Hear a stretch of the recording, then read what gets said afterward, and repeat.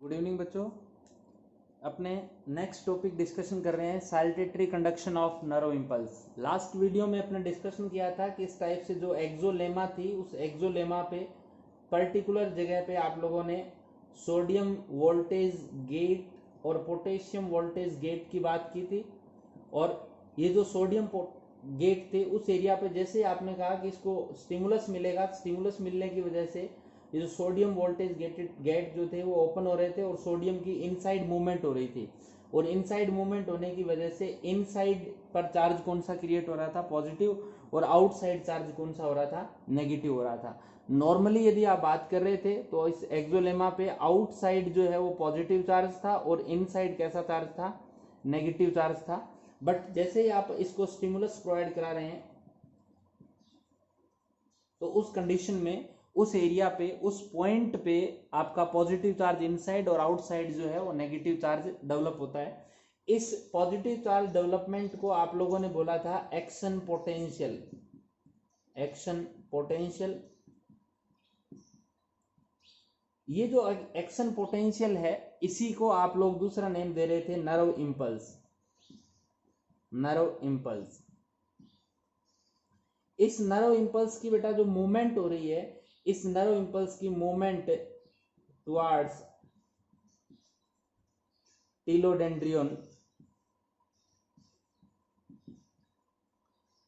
ये जो मूवमेंट है ये मूवमेंट कौन सी होती है, उस मूवमेंट को आप लोग बोलते हैं बेटा साल्टेटरी मूवमेंट। और ये साल्टेटरी मूवमेंट कैसी होती है बेटा, एक्चुअल में साल्टेटरी मूवमेंट का मतलब होता है छलांग लगाना, जंप करके जो मूवमेंट जाती है, जंपिंग जो मूवमेंट होती है, वैसी मूवमेंट को आप बोलते हैं साल्टेटरी मूवमेंट।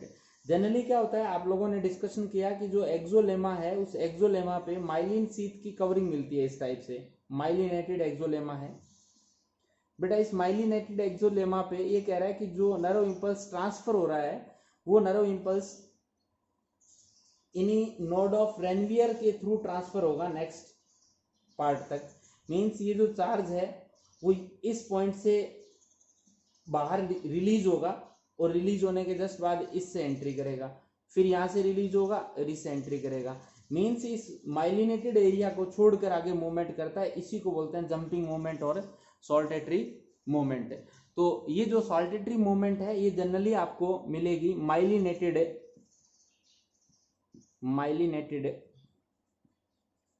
फाइबर्स पे।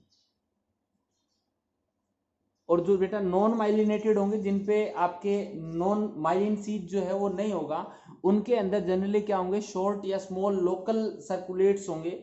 मींस सपोज दैट ये आपके नर्व फाइबर है और इस नर्व फाइबर पे किसी टाइप का कोई माइलिन शीथ जो है, माइलिन की कवरिंग नहीं है, तो ऐसी सिचुएशन में ये कह रहा है कि जो आपने स्टिमुलस प्रोवाइड कराया था ये बार बार चेंज होता रहेगा। चेंज होता रहेगा मतलब जब इनसाइड इस पॉइंट पे पॉजिटिव आया तो नेक्स्ट पे ये पॉजिटिव हो जाएगा और इस एरिया पे वापस क्या हो जाएगा, नेगेटिव होता जाएगा। और आउटसाइड में यहाँ पॉजिटिव और यहाँ नेगेटिव होता जाएगा। फिर ये नेक्स्ट वाले को पॉजिटिव करेगा और आउटसाइड वाले को नेगेटिव। मीन्स यहाँ तो कंटिन्यूटी, शॉर्ट गैप के अंदर आगे सर्किट, छोटे छोटे सर्किट्स के अंदर ये ट्रांसफर होगा। लाइकवाइज इस टाइप से ट्रांसफर होता रहता है चार्ज। बट जहां माइलिन शीथ प्रेजेंट है वहां आपको ये जंपिंग मूवमेंट और साल्टेटरी टाइप ऑफ मूवमेंट जो है वो शो करेगा। तो एक छोटा सा टॉपिक था, इसका एक बार आप स्क्रीनशॉट लें, फिर अपने आगे बात करेंगे। बेटा नेक्स्ट टॉपिक है अपने साइनेप्स। एक्चुअल में एक साइंटिस्ट था जिसका नेम था चार्ल्स शेरिंगटन, और इस चार्ल्स शेरिंगटन ने फर्स्ट ऑफ ऑल साइनेप्स का जो कॉन्सेप्ट था वो प्रपोज किया था। अब इस साइनेप्स होता क्या है पहले ये देखें। ये कह रहा है कि वन जो न्यूरॉन है उस वन न्यूरॉन का last part means telodendrion and another जो न्यूरॉन है उस अनदर न्यूरॉन का जो डेंड्रोन पार्ट है यानी फर्स्ट पार्ट जो है, इन दोनों का जंक्शन जो होगा उसी को आप क्या बोलते हैं बेटा, साइनेप्स बोलते हैं। इसका मीनिंग ये हुआ कि मान लें कि अपने पास ये कोई नर्व सेल है और इस नर्व सेल में सपोज दैट ये आपका एक्सोन पार्ट था और इस एक्सोन का ये वाला पार्ट जो था वो टीलोडेंड्रियन पार्ट था इस टाइप से। और सेकंड न्यूरॉन जो था, सेकंड नर्व सेल जो थी, ये suppose that second nerve cell है, इस सेकंड नर्व सेल का ये डेंड्रोन वाला पोर्शन था। इस डेंड्रोन पे अपने को पता है डेंड्राइट्स प्रेजेंट है, तो कह रहा है कि इन डेंड्राइट्स एंड इन टीलोडेंड्रियन के बीच का ये जो जंक्शन है, इसी जंक्शन को आप लोग नेम दे रहे हैं सिनेप्स। क्या नेम दे रहे हैं बेटा इसको? सिनेप्स नेम दे रहे हैं। इस सिनेप्स का फर्स्ट ऑफ ऑल कॉन्सेप्ट देने वाला साइंटिस्ट कौन सा था आपका? चार्ल्स शेरिंगटन था। इस सिनेप्स का डायग्राम यदि आप लोग देखें तो सपोज दैट ये टीलोडेंड्रियन पार्ट है, वन न्यूरॉन का, फर्स्ट वाले न्यूरॉन का टीलोडेंड्रियन ड्रॉ कर रहा हूं बेटा।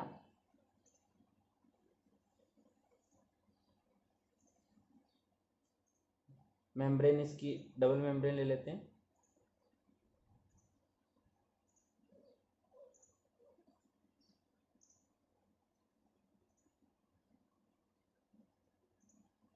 फर्स्ट न्यूरॉन का ये टीलोडेंड्रियन पार्ट है, और इस टीलोडेंड्रियन पार्ट में आप लोग यूं बोल सकते हैं टीलोडेंड्रियन, और इस टीलोडेंड्रियन के अंदर अपने को पता है कि जो केमिकल्स प्रेजेंट होते हैं, न्यूरोट्रांसमीटर्स जो है वो वेसिकल की फॉर्म में प्रेजेंट है। तो ये इसकी वेसिकल्स है, और इन वेसिकल्स के अंदर आप लोगों को क्या मिल रहा है भाई? इनमें आप लोगों को न्यूरोट्रांसमीटर सब्सटेंस लाइकवाइज एसिटिलकोलिन मिल रहा है। तो ये आपके हो गया सिनेप्टिक वेसिकल। और इन सिनेप्टिक वेसिकल्स के अंदर बेटा क्या है? न्यूरोट्रांसमीटर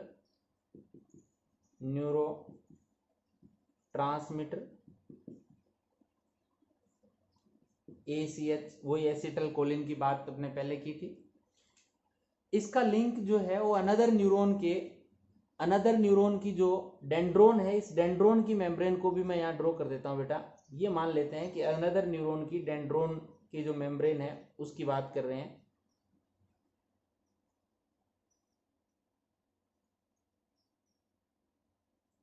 इस अनदर न्यूरॉन की जो डेंड्रोन है, इसकी मेम्ब्रेन में अपने को कुछ रिसेप्टर्स मिलते हैं। ये तो है रिसेप्टर्स, और ये है मेम्ब्रेन ऑफ डेंड्रोन की मेम्ब्रेन है। उसके बाद यदि आप बात करें इन दोनों की मेम्ब्रेन के बीच का ये जो स्पेस है बेटा, इस स्पेस को आप बोलते हैं सिनेप्टिक क्लेफ्ट। क्या बोल रहे हैं इसको? सिनेप्टिक क्लेफ्ट गैप है। अब देखो होता क्या है कि जैसे ही स्टिमुलस आएगा, यहां से मैसेज आएगा इस एक्सोन से, जो नर्व इंपल्स जनरेट होकर आ रहा था, और जैसे मूवमेंट करता करता इसके पास आएगा, तो इसके पास आते ही ये जो सिनेप्टिक वेसिकल्स है ये बेटा इसकी मेम्ब्रेन पे जाके ब्रस्ट हो जाती है। मान लो ये यहाँ आई और यहाँ आने के बाद ब्रस्ट हो गई, टूट गई। टूटने के बाद इस केमिकल को कहाँ रिलीज कर देगी बेटा? ये इसके स्पेस में या सिनेप्टिक क्लेफ्ट में रिलीज कर देगी। और ये जो मेम्ब्रेन है नेक्स्ट वाली, जो डेंड्रोन की मेम्ब्रेन है, वो इसको क्या करेगी? इसके रिसेप्टर्स है वो इस केमिकल को रिसीव कर लेंगे, और जो मैसेज है वो नेक्स्ट न्यूरॉन पे ट्रांसफर हो जाएगा। तो इस सिनेप्स की यदि स्ट्रक्चरली बात करें आप लोग, तो आप बोल सकते हैं कि सर इसमें एक तो मेम्ब्रेन होती है टीलोडेंड्रियन को, जिसको आप बोलते हैं प्री सिनेप्टिक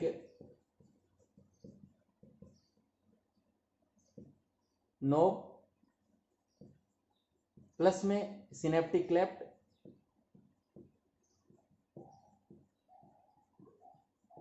और प्लस में आपका ये पोस्ट सिनेप्टिक मेम्ब्रेन। ये तीनों मिलकर किसकी फॉर्मेशन कर रही है? आपके सिनेप्स की फॉर्मेशन कर रही है बेटा। इस सिनेप्स के भी जो टाइप्स है उनका डिस्कशन भी अपने यही कर लेते हैं बेटा। ये सिनेप्स जनरली 2 टाइप्स के होते हैं। जैसे ये डायग्राम मैंने यहाँ ड्रॉ करा है, यदि बीच के अंदर आपके सिनेप्टिक क्लेफ्ट प्रेजेंट है तो ऐसे सिनेप्स को आप बोलते हैं केमिकल सिनेप्स। और यदि ये बीच का गैप जो है वो बिल्कुल नहीं है, या यूं मान लें कि ना के बराबर है, तो उसको बोलते हैं इलेक्ट्रिक सिनेप्स। तो ये सिनेप्स है क्या? टू जो नर्व सेल है उनके बीच का जंक्शन है, वन का टीलोडेंड्रियन एंड अनदर का आपका डेंड्रोन की जो मेम्ब्रेन है उनके बीच का लिंक है, जिसके थ्रू मैसेज जो है, जो नर्व इंपल्स है वो one nerve cell to another nerve cell जो है उस पर ट्रांसफर होता है। ये टू टाइप्स के हो सकते हैं, केमिकल सिनेप्स हो सकता है और आपका इलेक्ट्रिक सिनेप्स हो सकता है। एक बार आप इसका स्क्रीनशॉट लें, फिर अपने दोनों में डिफरेंस देखेंगे बेटा डिफरेंस की बात करें तो जो इलेक्ट्रिक वाला है या फिर आपका केमिकल सिनेप्स है, इन दोनों में पार्शियली डिफरेंस देख लेते हैं। यदि कंडक्शन की बात करें, स्पीड की बात करें, तो इलेक्ट्रिक वाले में गैप होता नहीं और डायरेक्टली यहाँ, जैसे मान लो आपने कहा कि सर ये इसका टीलोडेंड्रियन पार्ट था और इस नेक्स्ट वाले का ये आपका डेंड्रोन वाला पार्ट था, तो जिस टाइप से मैसेज प्लस माइनस की फॉर्म में, मीन्स वही चार्ज की फॉर्म में ट्रांसफर हो रहा था, सेम टू सेम इसी वे में आगे ट्रांसफर हो जाएगा। मीन्स इसके अंदर जो मैसेज ट्रांसफर होगा वो केमिकल की फॉर्म में नहीं होगा, सिर्फ चार्ज की फॉर्म में होता है। इस वजह से जो इलेक्ट्रिक वाला है वो फास्ट होता है, ये वाला कैसा होता है, स्लो होता है थोड़ा सा। उसके बाद इसमें आपने कहा कि साइनेप्टिक क्लेफ्ट या तो एब्सेंट होगी या इसका स्पेस जो है वो 0.2 नैनोमीटर से भी कम हो सकता है, और जो केमिकल वाला है उसमें मोर देन 20 नैनोमीटर जो है स्पेस होता है बेटा। उसके अलावा यदि आप बात करें कि इसके अंदर क्या आपको कोई केमिकल न्यूरोट्रांसमीटर्स या न्यूरो हार्मोन्स की रिक्वायरमेंट है, तो आप बोलोगे sir no requirement of neuro transmitters. और इसके अंदर न्यूरोट्रांसमीटर्स की रिक्वायरमेंट रहती है। उसके अलावा यदि बात करें, ये जो इलेक्ट्रिक वाले हैं अपनी बॉडी के अंदर बिल्कुल रेयर मिलते हैं, बहुत कम मिल रहे हैं, रेयरली, जबकि ये मोस्टली आपको यही मिलने वाले हैं, मोस्टली आपके इलेक्ट्रिक केमिकल जो इंपल्स होते हैं वही मिलते हैं। उसके अलावा आप इनकी बात करें कि इस इलेक्ट्रिक वाले को ब्लॉक करना या इसको रोकना पॉसिबल नहीं है, यानी इनको कंट्रोल करना पॉसिबल नहीं है, बट इसको आप इजी गोइंग जो है न्यूरो इनहिबिटर्स जो होते हैं उनके थ्रू आप इनको कंट्रोल भी कर सकते हैं। तो ये पार्शियली इनके अंदर डिफरेंस जो है अपने दे रखा है बेटा, एक बार इसका भी स्क्रीनशॉट लें। बेटा इस साइनेप्स से मैसेज किस टाइप से ट्रांसफर होता है, इसका एक मैकेनिज्म भी आप लोग बात कर लेते हैं कि किस टाइप से मैसेज ट्रांसफर होता है। जनरली आप लोगों ने कहा कि सर ये जो है वो प्री सिनेप्टिक मेम्ब्रेन थी, प्री सिनेप्टिक मेम्ब्रेन, या आप इसको नोब बोल सकते हैं। और ये जो मेम्ब्रेन थी वो आपने कहा कि सर ये पोस्ट सिनेप्टिक मेम्ब्रेन है। बेटा इस पोस्ट सिनेप्टिक मेम्ब्रेन पे आप लोगों को कुछ रिसेप्टर्स मिलते हैं। अब क्या हुआ कि जैसे ही नर्व इंपल्स स्टीलोडेंड्रियन पे आएगा, इसकी जो मेम्ब्रेन है इससे कैल्शियम रिलीज होगा बेटा, और ये कैल्शियम जो है इस वेसिकल के साथ बाइंड अप हो जाएगा। ये वेसिकल जो है उन वेसिकल्स के साथ कैल्शियम बाइंड होगा, और बाइंड होने की वजह से वेसिकल जो है वो क्या हो जाएगी, ब्रस्ट हो जाएगी, और इनका जो न्यूरोट्रांसमीटर सब्सटेंस है वो कहाँ आ जाएगा, क्लेफ्ट में आ जाएगा। और जैसे ही न्यूरोट्रांसमीटर जो है, न्यूरोट्रांसमीटर जो है किसमें आएगा, साइनेप्टिक क्लेफ्ट में आएगा। ये जो रिसेप्टर होते हैं, ये रिसेप्टर क्या करेंगे, इस न्यूरोट्रांसमीटर को रिसीव करके, और ये जो एक्साइटेशन था, मींस जो नर्व इंपल्स था, उसको नेक्स्ट न्यूरॉन पे ट्रांसफर कर देंगे। तो ऐसे जो पोटेंशियल होता है, एक्शन पोटेंशियल जो होगा, उसको तो आप बोलोगे एक्साइटेटरी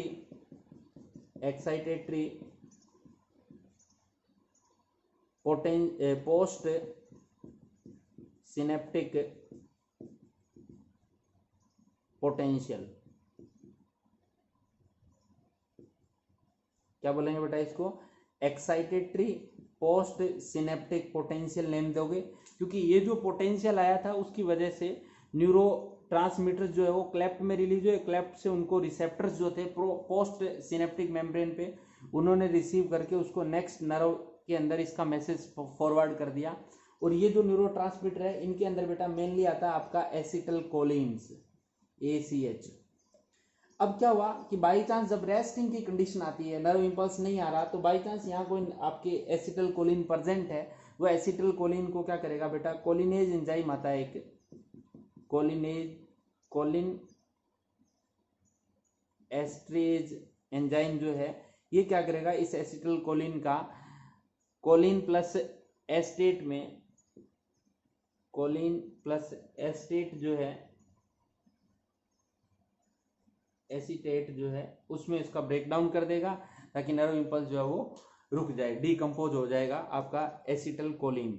तो कहने का मीनिंग है कि मैकेनिज्म के पॉइंट ऑफ व्यू से बात करें, सेम टू सेम वही है कि नर्व इम्पल्स जब वेसिकल के पास आएगा तो इसकी प्री साइनेप्टिक मेम्ब्रेन से क्या होगा बेटा, कैल्शियम रिलीज होंगे, वो कैल्शियम इस वेसिकल के साथ बाइंड होकर वेसिकल को ब्रस्ट कराएंगे और neurotransmitter substance like acetylcholine जो है वो इस साइनेप्टिक क्लेफ्ट में रिलीज होगा और जो पोस्ट सिनेप्टिक मेम्ब्रेन है इसके ऊपर जो रिसेप्टर प्रेजेंट होते हैं वो इसको रिसीव करके मैसेज को फॉरवर्ड कर देंगे।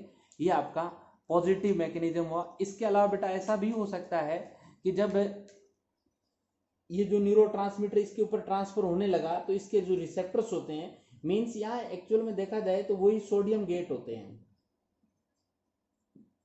सोडियम गेटेड जो है वो आपका प्रेजेंट होता है और उसी चैनल गेटेड की वजह से क्या होता है, ट्रांसफर जो मैसेज ट्रांसफर होता है वो नेक्स्ट पे ट्रांसफर हो जाता है। बट कई बार ऐसा भी होता है बेटा कि बाई चांस यहाँ से जो न्यूरोट्रांसमीटर सब्सटेंस है वो ना रिलीज होकर न्यूरो इनिबिटरी सब्सटेंस जो आगे, जैसे आप लोगों ने कहीं डिस्कशन किया था गाबा का, तो ये गाबा क्या करेगी बेटा, पोस्ट सिनेप्टिक मेम्ब्रेन के साथ बाइंड हो जाएगी और बाइंड होने के बाद सोडियम गेटेड को तो ब्लॉक कर देगी और इसकी जगह क्लोराइड गेट जो होते हैं उनको ओपन करवा देगी और क्लोराइड गेट को ओपन करवा देगी तो ये इस नर्व का क्या करेगा, हाइपर पोलराइजेशन करवा देगा। क्लोराइड गेट क्या करेंगे बेटा, हाइपर पोलराइजेशन करवा देंगे, हाइपर पोलराइजेशन जो है